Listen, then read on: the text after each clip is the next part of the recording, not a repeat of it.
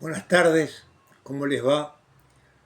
Aquí estamos un sábado más primaveral, realmente un día lindo, un poco fresco pero está lindo. Y bueno, antes que nada, que no sé si quedó claro, pero el asado de fin de año quedó fijado para noviembre, para el 16 de noviembre, domingo. Pasa que es 16, no sé, ahora no tengo claro si es 16.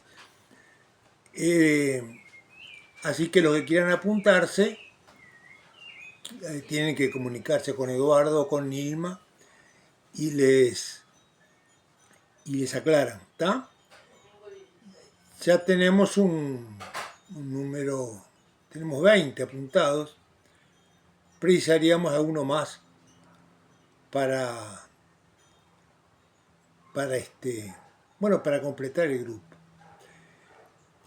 Y ahora sí vamos a la clase. Hoy voy a hablar de un autor, letrista, compositor uruguayo. Yo diría de los más referentes del tango uruguayo, que fue Horacio Ferrer. Horacio Ferrer, todo un personaje en nuestra música, muy, muy no solamente en nuestro país, sino en la Argentina. Él era, por ser su madre argentina, tenía parientes en Buenos Aires y viajaba constantemente a Buenos Aires, así que estaba en continuo contacto cuando se mete en el tema del tango con tangueros de las dos orillas. ¿Quién era Horacio Ferrer? Bueno, Horacio Ferrer nació en Punta Carretas, cerca del club de golf, de una familia, yo diría, acomodada. Su padre, profesor de historia, pero además empleado de la Caja de Jubilaciones, y su madre, argentina, como ya decíamos, escritora. Y más que nada le gustaba la declamación.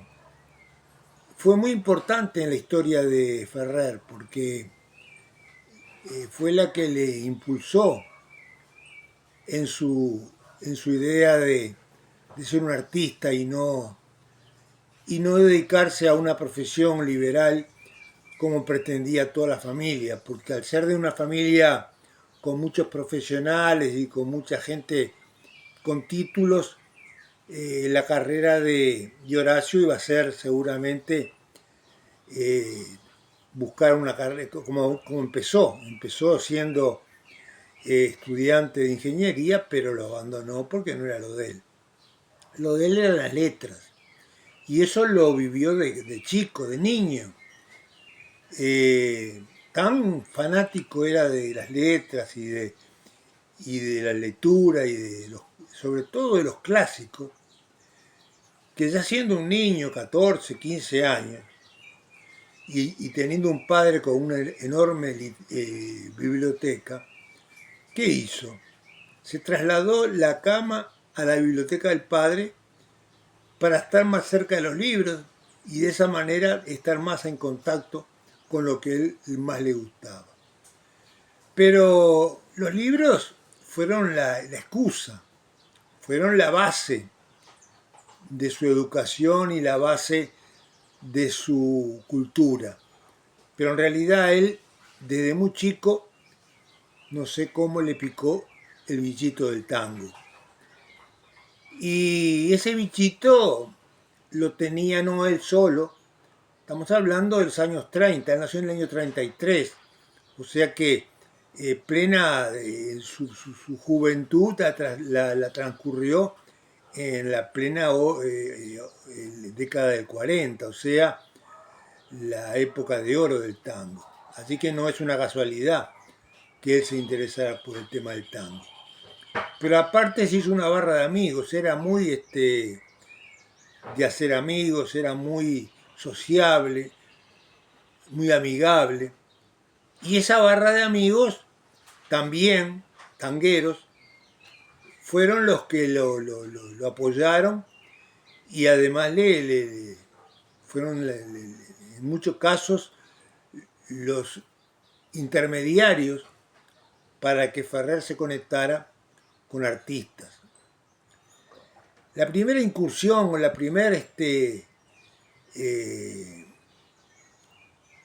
digamos, contacto así directo con un artista de tango en Montevideo fue cuando vino a tocar a Montevideo en el año 48 Astor Piazzolla.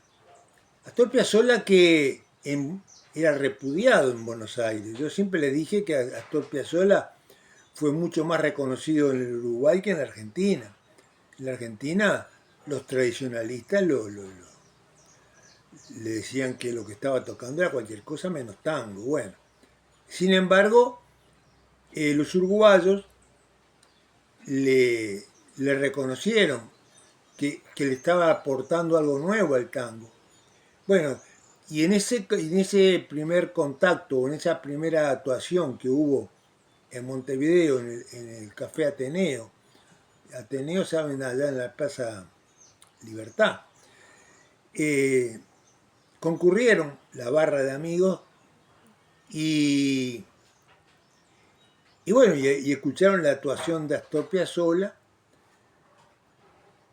y al final fueron al camarín a hablar con él.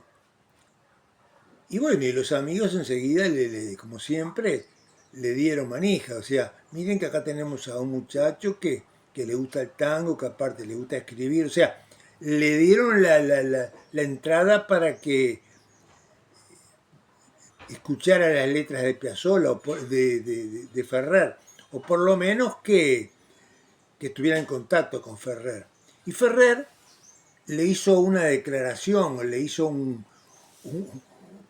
una presentación que realmente que un tipo, Piazzolla, que era un tipo muy serio, muy recatado, aparte no le gustaba mucho expresarse ni comentar nada, cuando escuchó aquello se mató de la risa. Y miren lo que le dijo Ferrer en ese primer contacto. Maestro, dice, tiene usted a un amigo que por escucharlo y seguirlo y pensar en lo que usted hace, ha dejado de estudiar y de enamorarse. Se dan cuenta que al otro lo dejó pasmado, porque digo, ¿y esto qué tiene que ver? Bueno, la cuestión es que esa fue la presentación y ese fue el primer contacto que hubo con Astor Piazzolla. Y ustedes saben muy bien que la importancia que hubieron en esa pareja en el futuro del tango. Antes que nada, le quiero decir que este material que yo estoy hablando y que yo estoy comentando, lo extraí de un libro que se llama Piantao. Piantao por lo de la balada para un loco, ¿no? Y que estaba en la biblioteca. Se pasó una cosa rara con ese libro, porque no bien apareció en biblioteca, una de las bibliotecarias me dijo, mirá, apareció este libro, a ver si te interesa. Y era Piantao. Y dice, sí, cómo no. Me lo llevé y lo leí. Y resulta que después que lo devolví, al poco tiempo me preguntan, decime, ¿y el libro vos lo devolviste, el libro de Ferrer? Sí. Bueno, nunca más apareció. O sea, quedé como si yo me lo hubiera quedado, cuando en realidad, aparte hay testigos de que yo lo devolví al libro. Porque lo devolví estando en clase, o sea, los compañeros de clase se dieron cuenta cuando lo fui a llevar a la biblioteca. Una cosa rara. Bueno, no apareció nunca más. Y un libro muy interesante, la verdad que yo lo recomendaba porque la verdad que es muy interesante. Que lo escribió un famoso que fue, ahora no me acuerdo del nombre, pero es un personaje que no tiene nada que ver, pero, pero amigo de Ferrer. Bueno, la cuestión es que ese primer contacto con Piazzolla, sí, le dio paso a que Piazzolla le diera un teléfono, le diera una... O sea, que cuando fuera a Buenos Aires lo contactaran y hablaran y todo lo demás. Muy bien. Y la otra, el otro contacto que hubo en Montevideo también, en el Café del Prado, fue con Troilo. Miren qué dos personajes. También con Troilo, lo primero que hicieron fue ir al vestuario y al camarín y bueno, y presentarse y aparte los amigos, como siempre de pesado, mandándole letras para que Troilo se les compusiera algo y todo lo demás. La cuestión es que quedó también un contacto con Troilo para cuando fuera a Buenos Aires. A todo esto,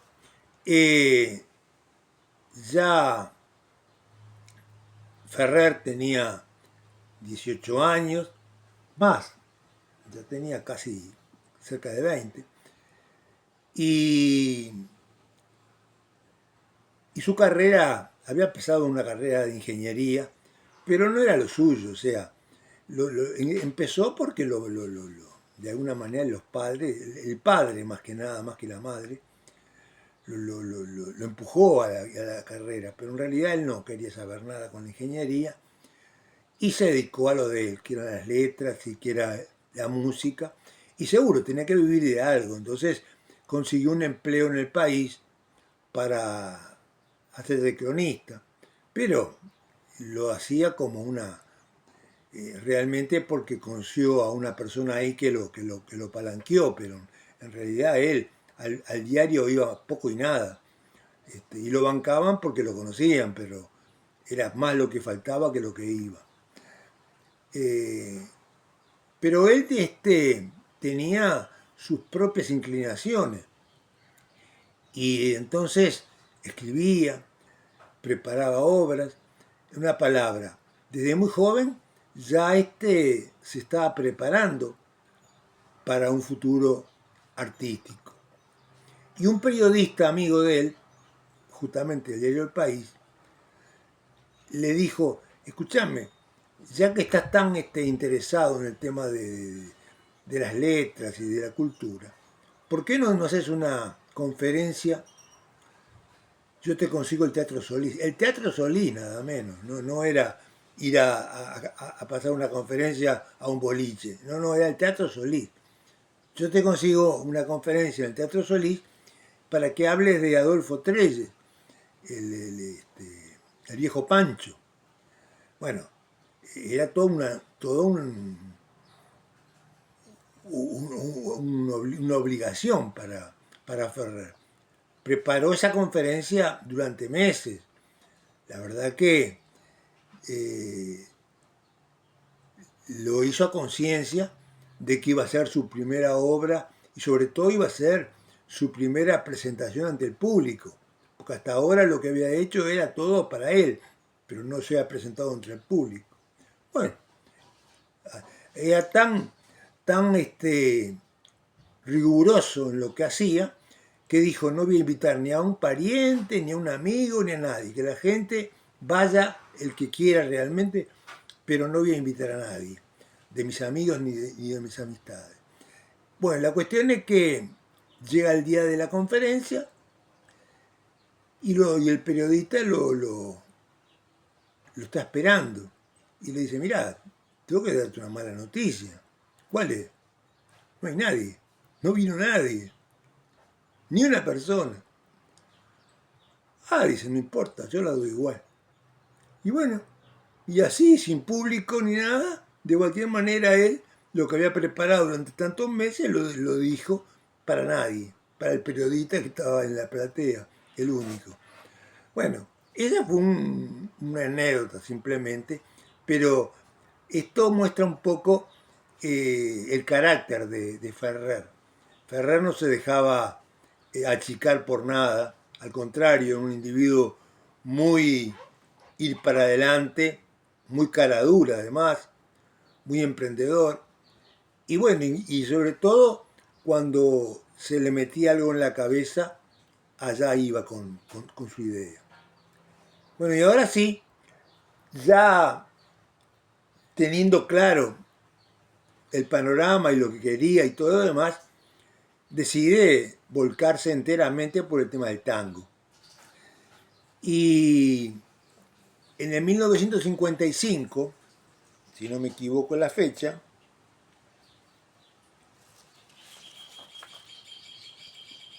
sí, funda en Montevideo un lugar que va a ser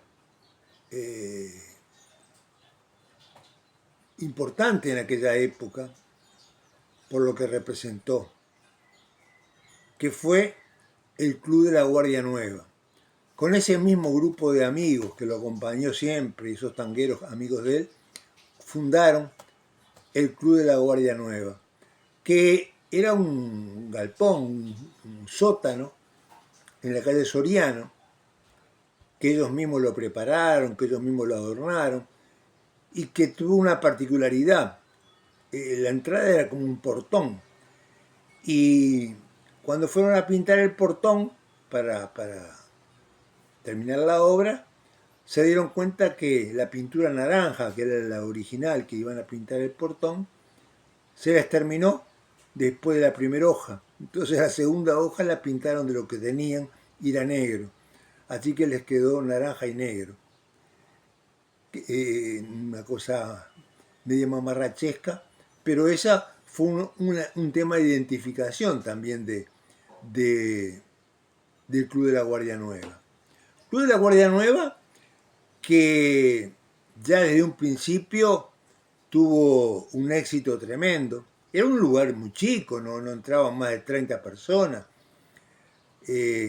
pero las presentaciones de los artistas, sobre todo primero lo fueron los uruguayos, Julio Pedrosa, el bandoneonista, pero el mismo día de la inauguración recibieron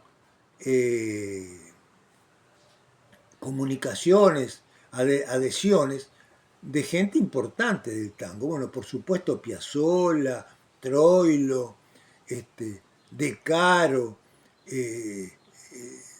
Salgán, o sea, todos los argentinos que de alguna manera conocían del tema, porque esas cosas entre los tangueros se trasladan muy fácilmente, o sea, no es que queda entre los del barrio, no.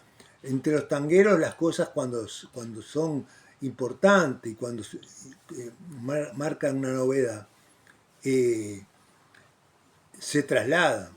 Bueno, tan es así que